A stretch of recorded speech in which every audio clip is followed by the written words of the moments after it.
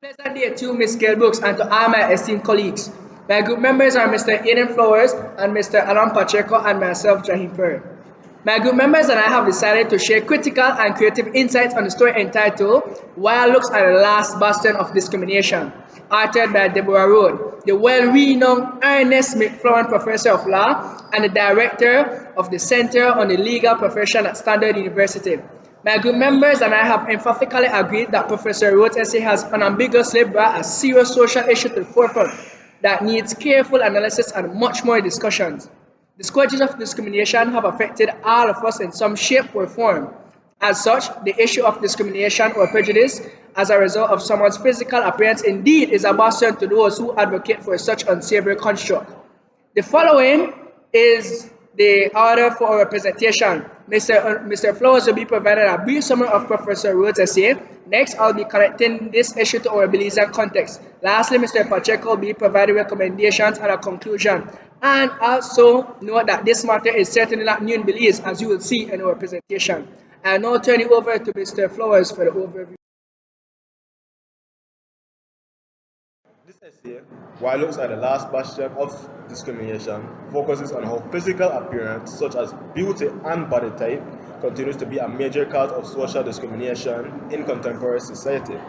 Professor Rose argues that despite the great progress that has been made to ameliorate the scourges of racism, sexism, and other forms of discrimination found in society, prejudice based on looks remains a challenge and largely acceptable, particularly in organizations such as schools, businesses, and other enterprises.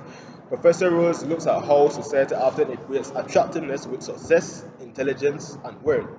Because of this measure, those who have been deemed less attractive may face bias and discrimination in areas like employment, relationships, and social acceptance. In her essay, Professor Rose also discusses the psychological, emotional, and societal impacts of appearance-based discrimination, highlighting how it actually perpetuates superficial values and perpetuates inequality among those who are deemed less attractive. And notably, Professor Rose sounds the clarion call for greater awareness, knowledge, sensitization, mindset, and shift in cultural attitudes towards physical appearance to foster a more inclusive and equitable society. I now turn it over to Mr. Perry for a critical analysis of this issue in respect to beliefs. Alright, class, so this is the issue connection to Belize. In Belize, as in many societies, discrimination based on physical appearance, often referred to as lookism, remains largely acceptable despite increasing awareness about other forms of social inequality like racism and sexism. As clearly articulated by Professor Rhodes in her essay, this acceptance of appearance-based discrimination is deeply rooted in our Belizean cultural norms and our societal expectations that prioritize certain beauty standards, body types, and facial features.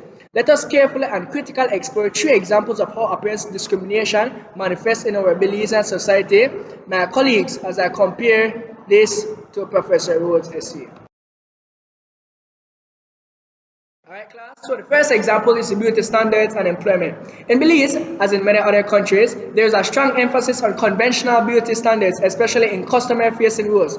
Attractive individuals, particularly women, may be favored in fields like hospitality, retail, media, and let us not forget the banking and customer service industries, where there is a perceived expectation that employees should not only be competent but also visually appealing. Let's be honest. When was the last time have you seen a 300-pound teller in any of our banks in Belize? Certainly, this has created a situation where those who do not fit ideal body type, skin color, or facial features may face difficulty in securing jobs or advancing in their careers despite having equal qualifications.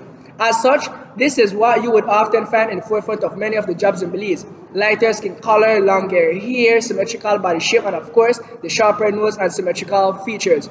You will hardly find someone with darker skin, heavier body type, or less symmetrical facial features. These less attractive people would more than likely be passed over in favor of someone who conforms more closely to Eurocentric beauty standards, which are often seen as more desirable. This is exactly the same issue highlighted in Professor Rhodes' essay, especially when she mentioned conventional wisdom holds that beauty is in the eye of the beholder, but most beholders tend to agree on what is beautiful. Class. So the second example is social perception and class hierarchies. In Belizean society, physical appearance plays a role in determining social status and class. People who are considered more attractive may receive preferential treatment, while those deemed less attractive can be stigmatized or overlooked. For example, within the context of social gatherings or events, individuals with lighter skin or European features might be perceived as more elegant or well off, while those with darker skin or a different body type could be judged more harshly or excluded from elite class circles. This kind of beauty-based hierarchy affects interpersonal relationships as well as opportunities for social mobility. Let us for a moment call the title of those who might be considered successful in Belize. The Musas, the Balderramos, the Courtneys, the Ushers. Shall I continue? These are the faces of success in Belize. Alright, class. And now the third example, discrimination in the media and popular culture.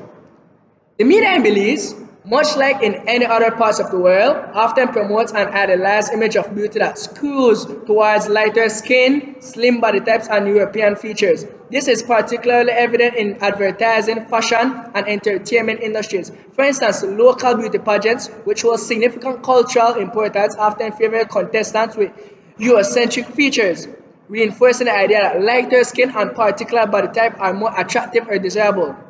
This kind of portrayal can lead to feelings of inferiority among individuals who do not meet these standards, creating a sense of exclusion from the mainstream media and public life. I'll now turn it over to Mr. Pacheco, who will be giving the conclusion and the recommendation.